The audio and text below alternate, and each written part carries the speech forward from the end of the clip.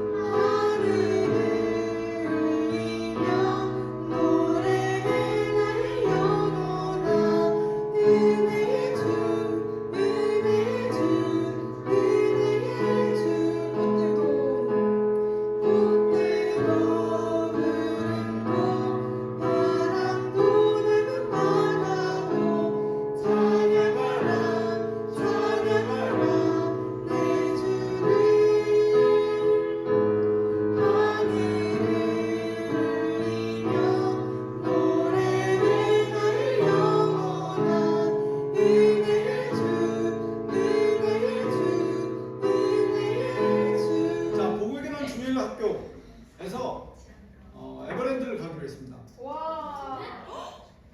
그래서 돈을 모아서 가짜죠. 잘 들어보세요. 돈을 모아서 그 회계를 그러니까 돈 관리할 사람을 뽑아야 돼요. 근데 우리한테 두 사람이 있습니다. 한 사람은 레이디버그입니다. 레이디버그는 돈을 잘 봐요. 계산도 잘하고 그리고 뛰어나. 그 몇 번 이렇게 돈 관리를 여러 번 많이 해봤어요. 근데 콩순이는 계산을 잘 못해요. 근데 콩순이의 장점은 주어진 일을 있으면 자기 일처럼 정말 열심히 성실하게 하는 그런 게 있어요. 자, 회계를 누가 하는 게, 돈 관리를 누가 하는 게 맞을까요?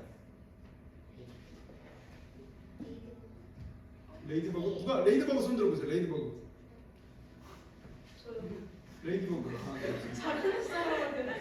그러면 콩순이는? 콩순이 2명, 3명, 4명, 5명. 아, 콩순이 5명 나왔습니다. 콩순이 5명. 그러면 하나님은 누구를 뽑을까요? 콩순이를 뽑겠죠. 왜요? 왜냐면 성실하니까요. 성실하니까. 좋습니다. 하나님은 누구를 뽑으시는지 한번 알아보도록 하겠습니다. 자, 성경에는 정말 많은 사람들이 나와요. 근데 여기 보면 아브라함, 모세, 요셉, 다윗, 바울 이런 사람들을 주인공처럼 나오거든요. 하나님이 뽑으신 거죠. 근데 보면 기준이 뭘까? 하나님이 그냥 이렇게 뺑뺑이 돌려서 탁 뽑을까? 보면 아브라함의 아버지가 했던 일이 뭔지 아세요? 그 정서요. 장사? 아니요. 장사긴 장사예요. 근데 뭐예요? 하나님 제일 싫어하는 건 우상을 섬기는 걸 되게 싫어하셔요. 네. 우상 장사지. 아브라함의 아버님은 우상을 만드는 조각하는 그런 일들을 하셨어요. 근데 아브라함을 하나님은 택하셨어요. 모세는 애굽의 왕자였죠. 애굽의 왕자에서 40대 때까지 왕이에요. 그러니까 애굽은 그 당시로 하면 우리나라 현재는 미국이나 막 그 영국 같은 그런 강대국이었어. 그래서 모든 학문이 다 거기에 모여 있어. 그래서 막 지리, 법학 여러 가지 걸 다 배웠어. 그래서 모세가 40살이 됐을 때, 야 나는 이제 준비됐어. 이스라엘의 리더로 이스라엘 민족을 구원하는 데 쓰여야지 하고 했다가 사람 죽이고 도망 나왔죠. 그러고 나서 40년 동안 뭐 했냐면 광야에서 양치는 일을 했어요. 양치는 일. 그런데 갑자기 40년 뜬금없이 자존감도 제일 낮아져 있는 상황에서 갑자기 하나님께서 가시떨기 나무 나타나서 야 모세야 이제 내 백성을 데리고 나와 라고 갑자기 뜬금없이 그때 택하셨어요. 그럼 기준이 뭐야? 남자. 요셉은 처음에 어렸을 때 꿈을 꿨어. 17세 때 막 볏집이 그 형제들이 자기들이 막 절하는 꿈을 꿨어. 근데 뜬금없이 종으로 팔려가고 감옥에 갇히고 하는 일들이 있었어. 다 좋은 집안에서 태어난 다윗. 이게 하나님은 어떤 기준이 있을까? 사람을 뽑을 때. 오늘은 그걸 한번 알아보도록 하겠습니다. 하나님은 모든 사람들을 사랑하십니다. 맞나요? 네. 믿는 사람이든 안 믿는 사람이든 하나님은 모든 사람을 사랑하세요. 근데 하나님은 모든 사람을 쓰실까요? 아니요. 그렇지 않습니다. 하나님은 사람을 사랑함에 있어서는 철저하십니다. 테스트를 딱 하세요. 그 기준이 뭔지 오늘 같이 알아보도록 하겠습니다. 하나님 모든 사람을 조건 없이 사랑하십니다. 그러나 하나님 모든 사람을 쓰시는 건 아닙니다. 그러면 하나님은 어떤 사람을 쓰실까요? 해서 보면 예레미야에 보면 죄송합니다. 이게 아가 아니라 야입니다. 야. 짝대기 하나 보세요. 나는 내 큰 능력과 나의 쳐든 팔로 땅과 지상에 있는 사람과 짐승들을 만들고 내가 보기에 옳은 사람에게 그것을 주었노라. 무슨 말이냐면 하나님 큰 능력, 전능하신 하나님이세요. 그리고 세상을 창조하셨어요. 그리고 다 하나님 거야. 근데 하나님 직접 관리하지 않으시고 에덴 동산을 만들고 아담과 하와한테 그걸 관리하라고 맡겼듯이 모든 세계를 만든 다음에 사람들한테 그걸 맡기는데 어떤 사람들한테 맡기냐? 하나님이 보시기에 옳은 사람에게 그걸 맡기십니다. 하나님 이게 보면은 기준이 없잖아. 하나님 마음대로 아니. 내가 보기에 옳은 사람이면 내가 좋아하는 사람을 하는 거 아니야? 라고 할 수도 있죠. 구약에 하나님 보기에 되게 좋은 사람이 또 누가 있을까? 대표적인 사람. 구약 인물 중에 아무나 얘기해봐. 정수야. 우리 팔 부러진 정수. 자, 그 사도행전에 보면 이런 말씀이 있습니다. 이게 누구죠? 다윗이요. 네, 구약의 대표적인 인물로 저는 다윗을 되게 좋아합니다. 그래서 다윗을 가지고 여러 사람이 있지만 다윗을 가지고 한번 얘기해 보도록 할게요. 이게 좀 이미지 파일이 좀 흐릿하게 보이는데 골리앗이에요. 골리앗이 쓰러뜨리고 나서 하나님께 영광을 돌리고 있는 다윗의 모습입니다. 다윗을 사도행전에서 뭐라고 표현했냐면 사울을 40년간 주셨다가 패하시고 사울을 왕에서 패하신 다음에 다윗을 왕으로 세우시고 증언하여 이르시되 내가 이새의 아들 다윗을 만나니 내 마음에 맞는 사람이라 내 뜻을 다 이루리라 하시더니 하나님은 직접 일하지 않고 사람을 통해서 이 땅을 다스리고 통치하고 하나님 뜻을 이루어 가시거든요. 근데 다윗을 보고서는 내 마음에 맞는 사람이다. 이만한 칭찬이 없을 것 같아요. 그리고 그를 통해서 내 뜻을 하나님의 뜻을 다 이루겠다라고 말씀하십니다. 다윗의 어떤 모습을 보고 그런 말씀을 하셨는지 같이 알아보도록 할게요. 다윗이 왕으로 그러니까 사울이 하나님 말씀에 딱 순종하다 그 어느 순간부터 불순종하기 시작했어요. 그러면서 하나님께서 사울을 왕에서 패하시고 그 사무엘에게 내가 베들레헴에 있는 이세의 아들에게서 왕을 보았다. 그 기름을 가지고 그에게 기름 부어라라고 사무엘에게 말했어요. 그래서 사무엘이 이세의 집에 갑니다. 그리고 아들들을 다 모았어. 그리고서는 첫째 아들을 딱 봤어요. 엘리압. 그들이 오매 사무엘이 엘리압을 보고 마음에 이르기를 여호와의 기름 부으실 자가 과연 주님 앞에 있도다 하였더니 여호와께서 사무엘에게 이르시되 그의 용모와 키를 보지 말라. 내가 이미 그를 버렸노라.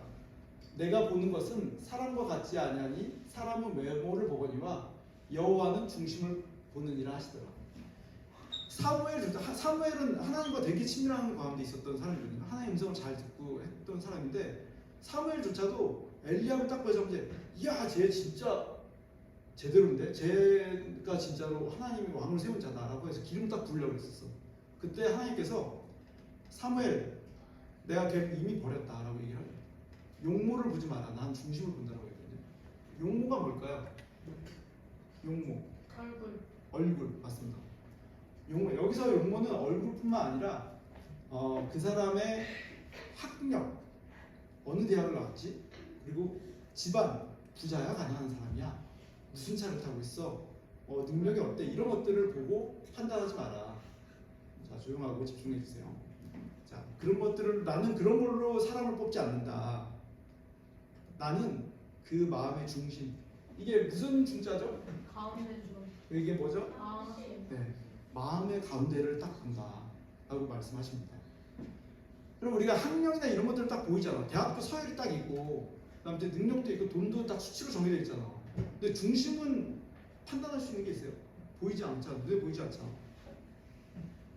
어떤 게 있을까? 중심을 어떻게 판단하지? 같이 지내는 잘 정확해. 행동. 지한이 1달란트 주십시오. 큰 범위 안에서 지금 다 적고 있나요? 달란트 다 적고 계신 거죠? 네. 큰 범위 안에서 맞습니다. 그 바람이 눈에 보이나요? 안 보이나요? 안 보이죠. 근데 바람이 어디서부터 어디서 부는지 알 수 있어요? 없어요? 있어요. 어떻게 알아요? 소량 그죠? 이거 뭔지 아세요? 바람이 어디로 부는지 아는 게 이거 잠자리 차로 하는 사람들 있어요. 비행기 공항에 가면 비행기 뜨는 데 가면 이런 게 하나씩 있어요. 다 바람이 어디서 부는지를 보고 바람하고 반대 방향으로 비행기가 달려서 뜨는 거 아세요? 같은 방향이 아니에요. 이렇게 반대 방향으로 뜨거든요. 근데 그건 딴 얘기고 바람이 눈에 보이진 않지만 우리가 풍향계를 통해서 바람이 어디서부터 어디로 부는지를 알 수가 있죠. 그리고 풍속계를 통해서 바람이 얼마나 세게 부는지도 알 수 있고 풍력계를 통해서 바람이 얼마나 힘이 있는지도 알 수 있습니다. 힘을 측정할 수도 있어요. 우리의 중심도 하나님께서는 측정할 수 있습니다. 사람의 마음은 어떤 문제가 생겼을 때 그 문제를 대하는 그 사람의 태도, 사람을 대하는 태도를 통해서 사람의 중심을 파악할 수 있습니다. 두 가지예요.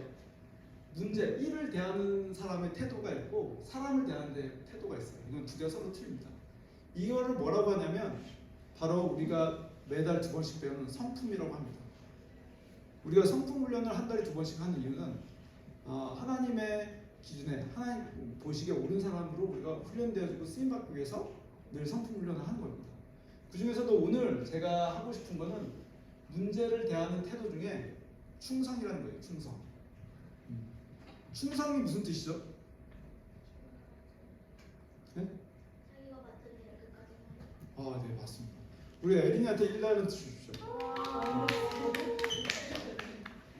0.5달란트를 줘야 되나? 약간 오늘 내 설교 준비할 때 컨닝을 한 것도 있지만 어쨌든 1달란트를 주겠습니다. 네. 충성은 마음의 변화 없이 맡겨진 일을 끝까지 하는 거예요. 충성. 이게 원래는 여기가 한자로 충성이라는 게 있었는데 지금 안 보여요. 그래서 제가 잠깐만요.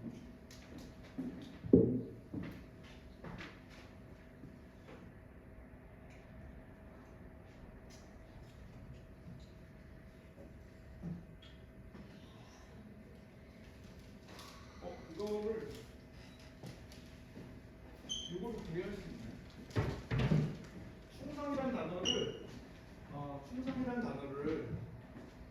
보면 네 감사합니다. 이게 충성인데 충자를 보면 가운데 중자에 마음 심자죠. 아까 우리가 중심이라는 단어죠.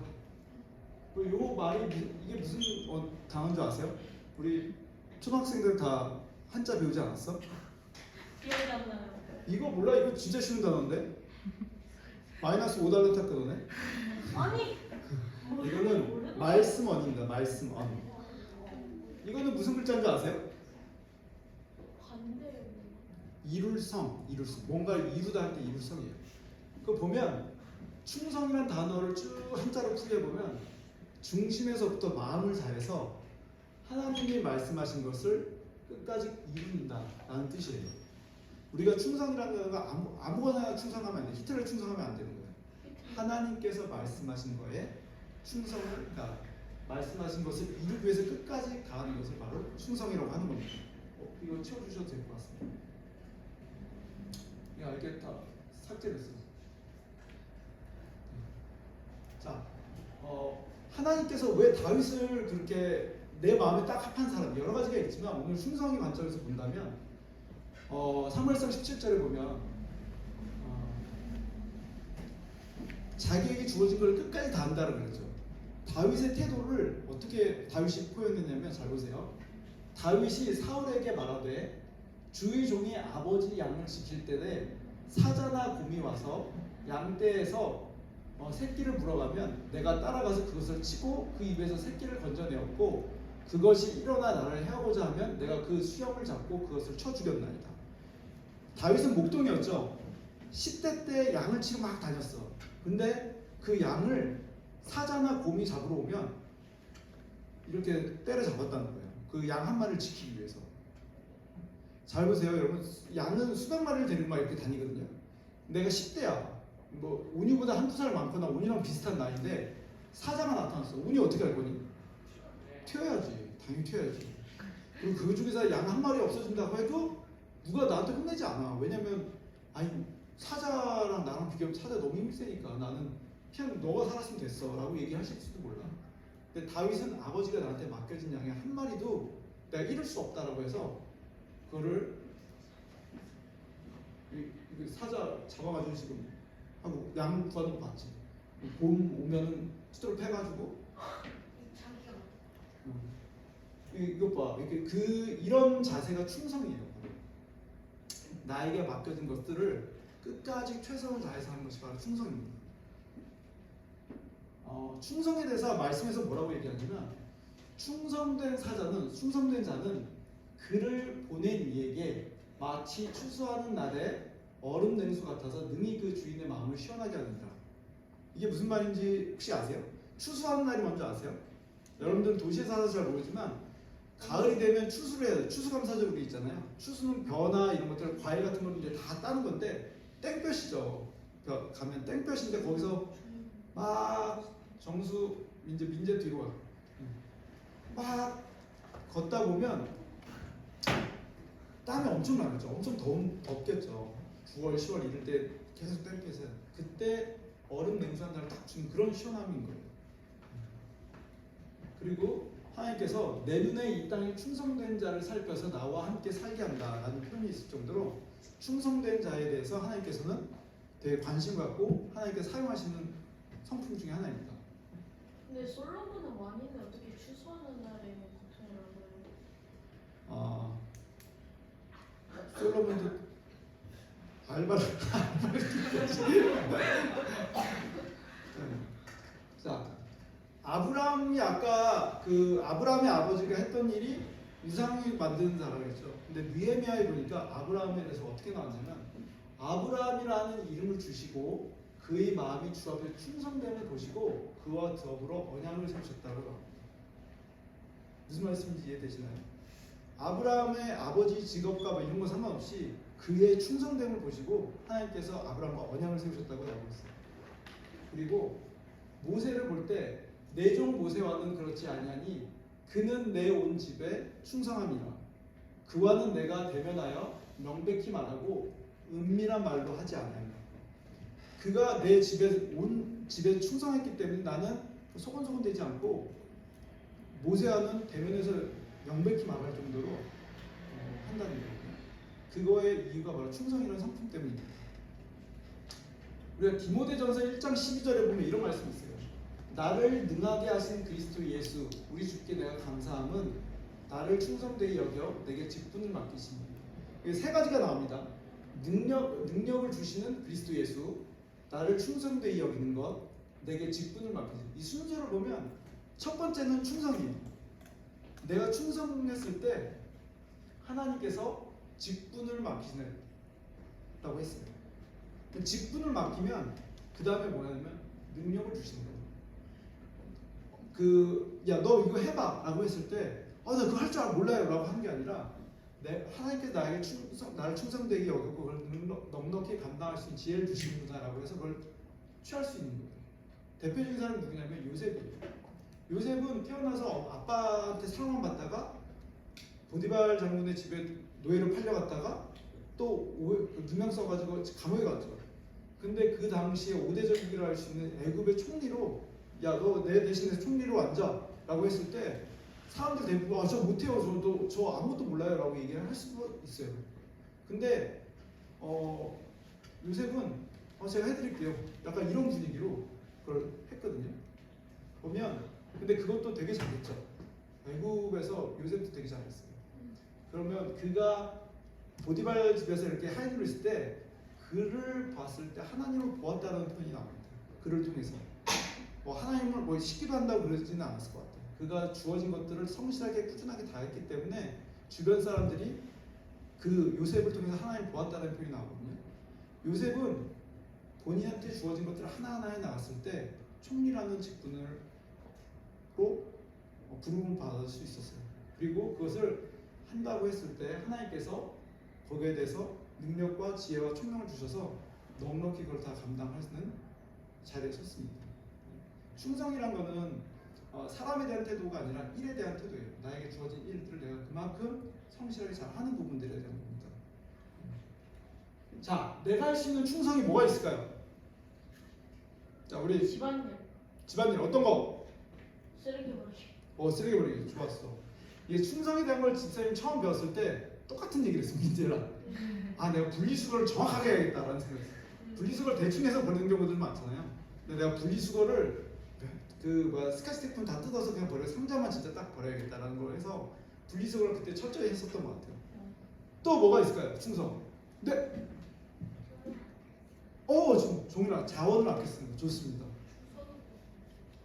또 우리 온유. 또 뭐가 있을까요? 충성. 네라고 대답했지. 네? 네? 네? 네? 청소. 좀 비슷한 거야. 자, 너희들의 신분이 뭐니? 학생이 해야 될 공부, 숙제가 주어지면 미루지 않고 그것도 꼬박꼬박 잘하는 것도 충성 중에 하나입니다.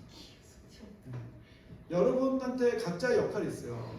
그 집사님 같은 경우는 교회에서는 집사님, 집에서는 아빠, 그다음 이제 사무실에서는 세무사님, 이거는 각자의 역할인데 그거를 맡겨진 것들을 충성되이 잘 해나가는 게 바로 충성입니다.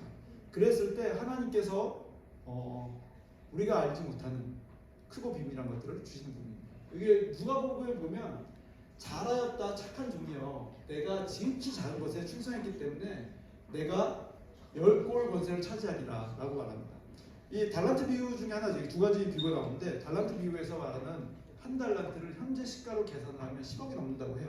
어떤 사람이 20억이라고 얘기하고 근데 그 돈을 하나님께서는 지극히 작은 거라고 얘기하세요.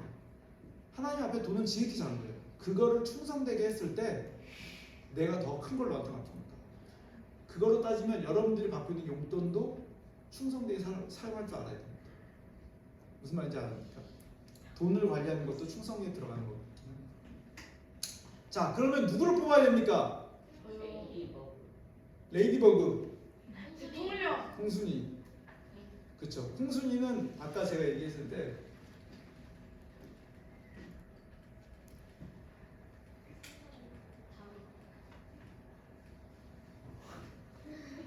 계산은 잘 하지 못하고 돈 관리도 해본 적은 없지만 주어진 일을 자기 일처럼 성실히 열심히 다하는 자매님이라고 적혀 있습니다. 그렇기 때문에 그냥 레이디버가 나쁘다 그런 건 아니에요. 홍순이 이런 부분들을 놓고 우리가 눈에 보이는 것들을 외모, 엘리압처럼 외모를 보는 것이 아니라 그 사람의 중심, 태도, 성품을 보고 사람을 뽑을 줄 알아야 돼요. 세상은 능력이 있는 사람을 뽑아서 하지만 하나님께서는 그 중심이 바른 사람을 뽑아서 하는 겁니다. 그렇기 때문에 성품 훈련은 여러분들에게 있어서 되게 중요한 것 중에 하나입니다.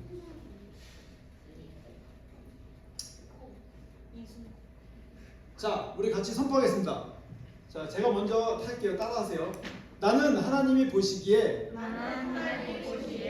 자, 다시 큰 소리로. 나는 하나님이 보시기에. 옳은 사람이 되겠습니다. 나는 하나님 마음에 맞는 사람이 되겠습니다. 나는 외모가 아니라 중심을 보이는 리더가 되겠습니다. 나는 주어진 일을 충성되게 하겠습니다. 아멘.